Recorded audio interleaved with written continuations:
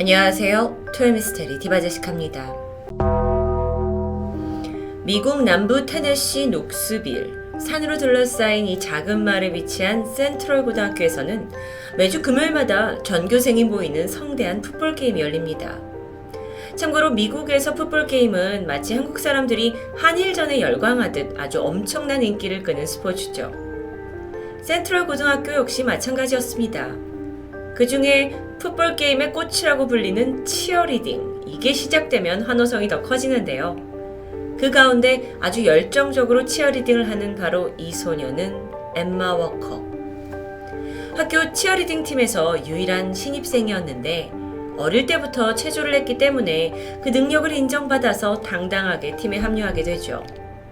보시다시피 눈에 띄는 예쁜 외모와 또 성격도 유쾌해서 항상 주변에 밝은 에너지를 내뿜는 소녀였습니다.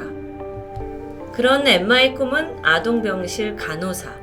실제로 주말마다 지역 병원에서 봉사활동을 했을 만큼 마음도 착한 아이였죠. 그런 엠마에게 어느 날 사랑이 찾아왔습니다. 바로 학교 풋볼팀의 에이스 라일리 골. 엠마보다 2살이 많았던 라일리는 건장한 체격에 풋볼도 잘하고 비디오 게임을 좋아하던 학교에서 인기 많던 소년이었죠. 보면 에이스 선수와 예쁜 신입생 치어리더의 만남입니다. 마치 하이틴 영화의 소재 같은 그런 이야기인데 전교생이 부러워하는 커플로 금방 주목받게 됩니다. 라일리와 엠마는 함께 파티를 즐기기도 하고 캠핑도 가면서 로맨틱한 관계를 쌓아가죠. 그런데 시간이 갈수록 둘의 관계가 어딘가 묘하게 어긋나기 시작합니다. 이게 라일리가 엠마에게 지나치게 집착을 하면서부터인데요. 우선 라일리는 엠마가 자기 외에 다른 친구들과 어울리는 걸 극도로 싫어했습니다. 그러면서 엠마의 옷차림까지 지적하기 시작했고 또 엠마가 알바를 하는 날에는 끝날 때까지 그녀의 일터 주차장에서 기다리고 있기도 했고요. 좀 부담스럽죠. 이게 애정과 친절의 도를 조금씩 넘는 것처럼 보였습니다. 결국 두 사람은 다툼이 잦아졌고 그럴수록 라일리는 엠마에게 욕설을 하기도 하고 심지어 너가 날 떠나면 죽여버리겠다라는 협박까지 튀어나오게 되는데요. 그러던 중 우연히 두 사람의 위태로운 관계를 알게 된 엠마의 부모님이 딸한테 라일리와 헤어지라고 조언합니다. 근데 그마저도 쉬운 일이 아니죠. 라일리가 너가 나랑 헤어지면 나는 견딜 수 없고 목숨을 끊을 거다 라는 협박까지 했던 겁니다. 엠마는 마음이 약한 소녀였기 때문에 차마 불만이 있었지만 라일리를 떨쳐낼 수가 없던 거죠. 그렇게 두 젊은 커플이 만남과 이별을 반복하던 어느 날 엠마의 부모님이 극단적인 방법을 선택하게 돼요. 딸의 휴대전화를 압수해버리죠. 그러면서 시기가 맞물려서 라일리가 먼저 고등학교를 졸업했고 두 사람은 자연스럽게 멀어지는 듯 했는데 아니었습니다. 사실 라일리는 엠마와 계속 연락을 주고받고 있었어요. 라일리가 대학 때문에 다른 곳으로 떠나긴 했지만 그 전에 엠마에게 아이팟 터치를 사주면서 이걸 와이파이를 연결해서 어쨌든 핸드폰이 없어도 문자를 주고받을 수 있었던 거죠.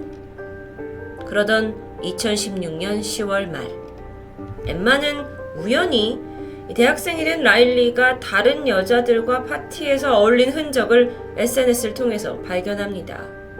당연히 여자친구로서 화가 치밀었고 라일리에게 이별을 선언하게 되는데 이성적인 이유였습니다. 하지만 그는 순순히 이별을 받아들이지 못했어요. 그러더니 술과 약을 복용하면서 자살을 시도하게 되죠. 물론 이게 미수에 그치긴 했지만 이 일로 엠마는 아니 이거 내가 어떻게 해야 되지? 하면서 충격을 받게 되는데 한 달 후였던 10월 18일 금요일 이날 센트럴 고등학교에서는 대대적인 풋볼 경기가 열렸습니다. 시합이 끝나고 학생들끼리 애프터 파티도 예정되어 있었죠. 당시 공식적으로 엠마는 라일리와 헤어진 상태. 그렇다 보니까 엠마의 부모님도 경계를 풀고 오랜만에 딸이 파티에 참석하는 걸 허락하게 되는데요. 그렇게 친구의 집에서 한참 즐거운 시간을 보내던 밤 11시 30분. 엠마의 핸드폰에 모르는 번호로 심상치 않은 문자가 도착합니다. 네가 내 말을 듣지 않으면 나는 네가 사랑하는 사람들을 해칠 거야. 문자에는 친구 집에서 파티를 하고 있는데 밖으로 나와라 라고 요구를 하고 있어요. 근데 엠마는 이게 본능적으로 라일리나 또 친구들이 뭔가 나를 붙잡으려고 이렇게 장난을 치는 거다 라고 느꼈고 대수롭지 않게 행동했죠. 그런데 협박 문자는 계속됩니다. 심지어 마지막 문자는 그 집 밖에 나가봐라. 시체가 있을 거다 라는 끔찍한 내용까지 있었습니다. 그러니까 엠마가 잔뜩 겁이 났고 결국 친구 몇 명과 함께 혹시나 하는 마음으로 주변을 살펴보는데요. 근처 수풀에서 엎드려서 쓰러져 있는 한 남성이 발견됩니다. 놀랍게도 라일리였죠. 다행히 그는 의식이 있었습니다. 하지만 자기가 여기 왜 쓰러져 있는지 기억을 못하는 듯 했어요. 그러면서 분명한 건 누군가 내 머리를 둔기로 내려쳤고 납치를 해서 여기로 데려왔다고 말하는데, 근데 이상합니다.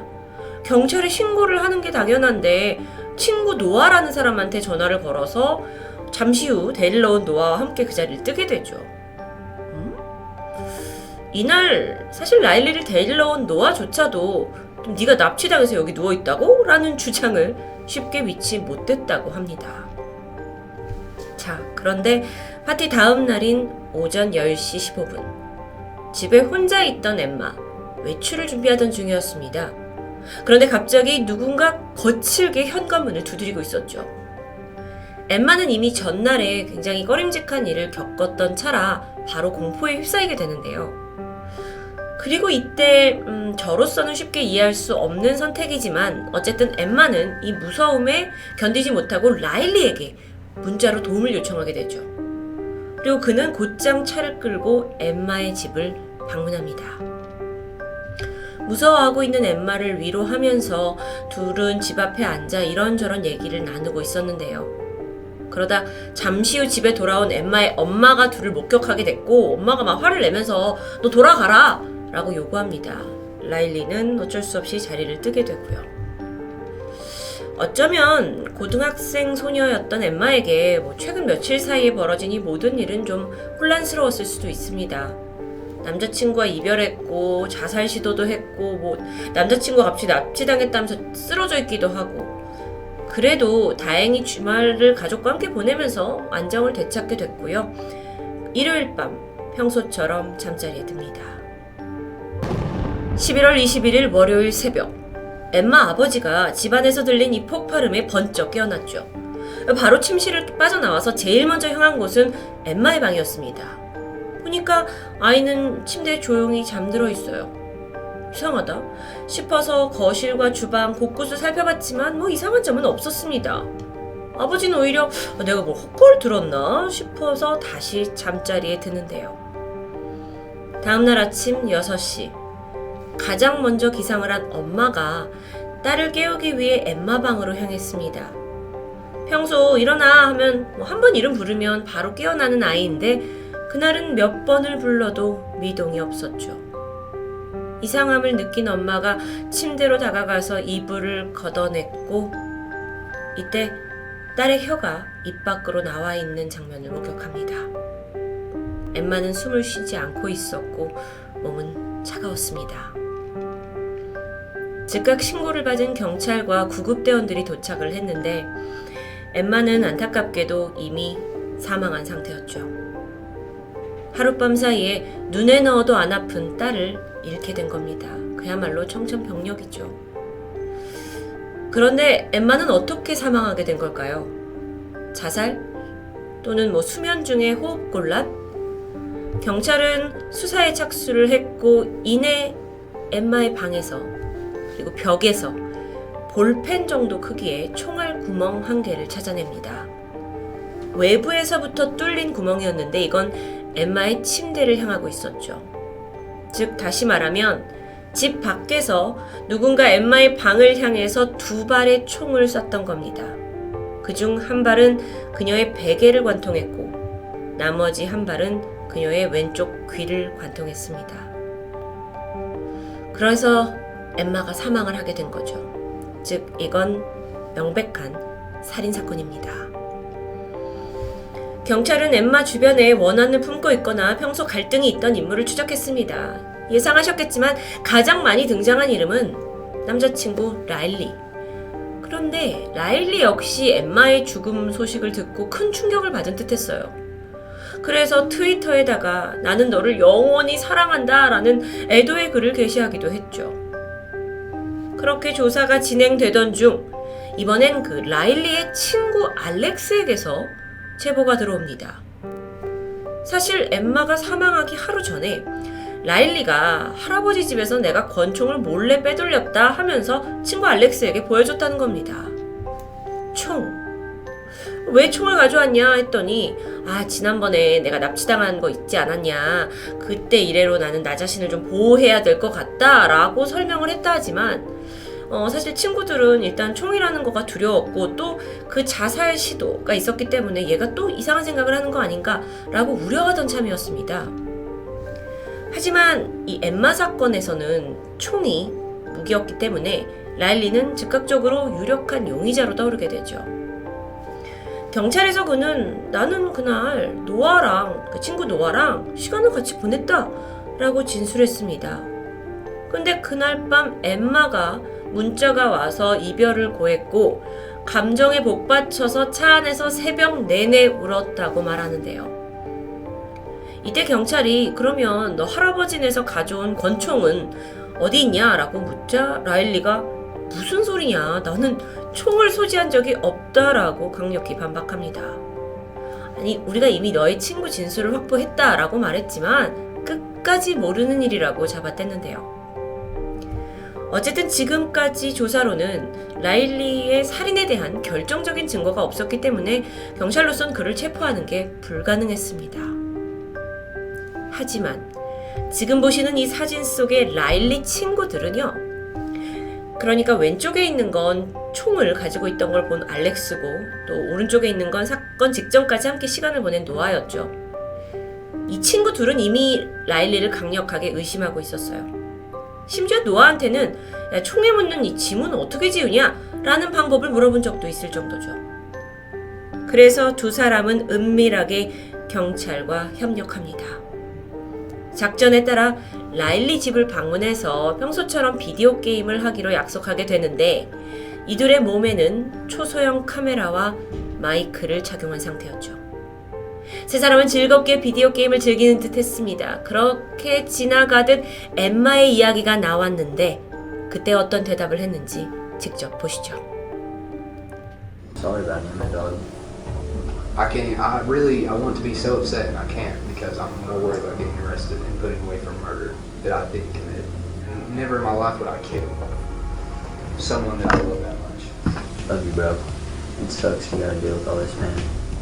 Riley clearly had no clue about the sting.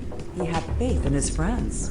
And I'm trusting you guys, like, with my life because, I mean, this is 70 years in jail if I get convicted of something I didn't do. Why can't you just give him a gun? Just, 총에 관한 이야기죠. it just needs to be gone.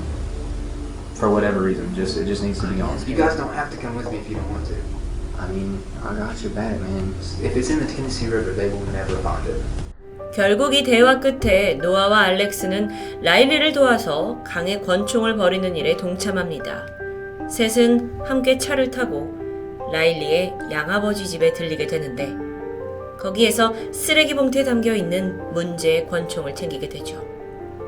그 사이 알렉스는 몰래 경찰에게 문자를 보냈고요. 비밀스럽게 그들의 차를 뒤쫓게 됩니다. 잠시 후 테네시 강가와 가까운 곳에 차가 멈췄습니다. 라일리는 미리 준비한 장갑을 꼈고 쓰레기 봉투에서 조심스럽게 총을 꺼내드는데 그 순간 경찰이 랄리를 덮쳤고 현장에서 체포됩니다. 증거인멸의 순간이었죠. 추가로 차 안에서는 범행 당시 입은 것으로 확인되는 옷까지도 발견되면서 증거가 성립됩니다. 엠마가 집에 혼자 있던 그날 밖에서 문을 두드렸던 그 의문의 누군가를 기억하시죠? 그것 때문에 엠마가 겁을 먹었잖아요. 경찰은 그 사람 역시 라일리일 거라고 추정합니다. 또한 파티 당일에 덤불에서 쓰러진 채 발견된 건 역시 엠마의 관심을 끌기 위한 라일리의 자작극일 확률이 높았죠.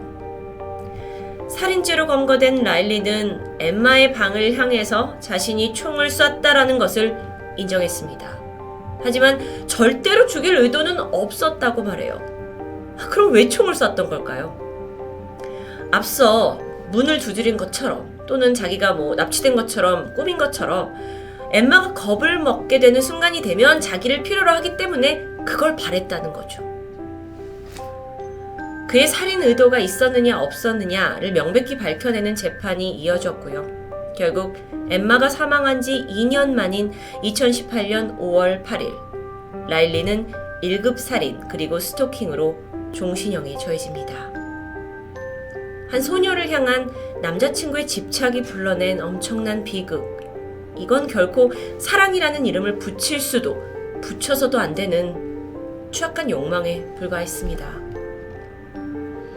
한편 사랑하는 딸을 잃은 엠마의 부모님은 젊은 커플들에게 이런 경고를 남겼는데요. 당신의 남자친구 혹은 여자친구가 당신을 어딘가에 가지 못하게 하거나 무언가를 입지 못하게 하거나 누군가를 만나지 못하게 한다면 그건 더 이상 정상적인 관계가 아닙니다. 토요미스테리 디바제시카였습니다.